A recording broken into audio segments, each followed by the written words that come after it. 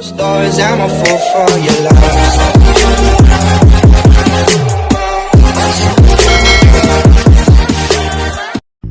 Good day mga ka-sports natin dyan. Kazakhstan ginulat agad ang Alas Pilipinas pagkatapos nga na sunod-sunod itong maka-score. Pero hindi dito nagpatinag ang ating superstar Darna ng Choco Mucho na si Cici Rondina, kung saan inilalabas niya na rin ang kanyang tapang sa set 1 pa lamang. Kung noon nga ay hindi natin masyado nakikita si Cici Rondina na aggressive dahil si kanino ang talagang namamayagpag, pero pagdating nga dito sa battle for semifinals ay hindi na dito nagpapadaig ang ating Alas Pilipinas, lalo higit si Cici Rondina. Maaga nga ngayon napa-time out agad or napa-challenge nga itong si Coach Sosa de Brito, sapagkat nga alam natin na kapag nakalayo na ang Kazakhstan ay baka mahirapan ng humabol ang Alas Pilipinas. Mukhang na-challenge talaga ngayon ang Team Philippines sapagkat malakas pala itong Kazakhstan.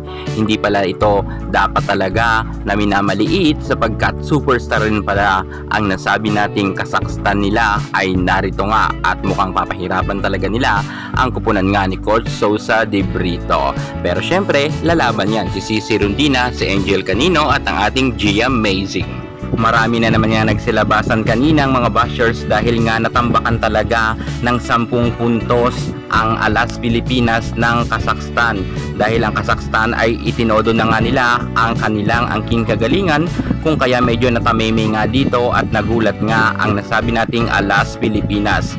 Ngunit hindi talaga nagpadaig dito ang nasabi nating si Fifi Sharma, at maganda ang kanyang galawan sa loob ng court, at syempre Ea Laure. Pansamantala muna nga ang pinaupo nga muna itong si Cici Rondina sapagkat hindi nga masyado maganda ang kanyang galawan sa loob ng court, dahil hindi siya ganoon katangkaran ay madalas nga siyang mablock, kung kaya nga si Ara Paniki muna ang ipinasok at gumanda nga ang play.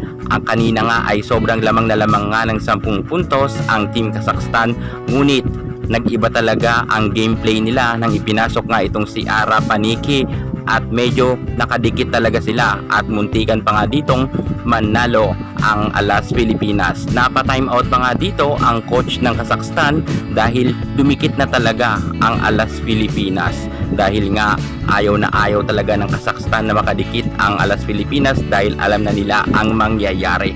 Pursigido talaga kasi ang bawat mga manlalaro ngayon ng Alas Pilipinas, lalo higit ang ating Angel Canino at Ara Panike. Ang ganda talaga ng laban at talagang nakipagpukpukan talaga ang Alas Pilipinas, at inunti-unti talaga nila dahil alam naman natin na 10 nga ang kalamangan nga ng nasabi nating Team Kazakhstan.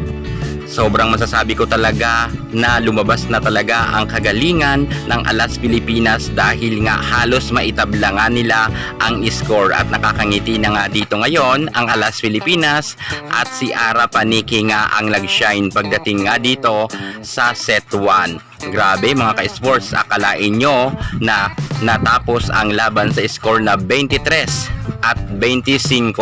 Pumabor nga lang to sa Kazakhstan, pero good job pa rin kahit natalo nga ang Alas Pilipinas. Medyo ginulat lang sila sa unang parte nga ng laban at nalamangan nga sila ng 10 puntos, pero nahabol yan ng Alas Pilipinas at naidikit nga nila. Gayunpaman, talo nga ang Alas Pilipinas sa set 1, pero ngayon alam natin na may laban talaga ang Alas Pilipinas dahil nga sa kanilang ipinakitang angking kagalingan. Abangan na lang natin kung sino talaga ang titiklop sa dalawang team na ito. Kaya tumutok lang kayo at mag-update tayo ng mabilisan.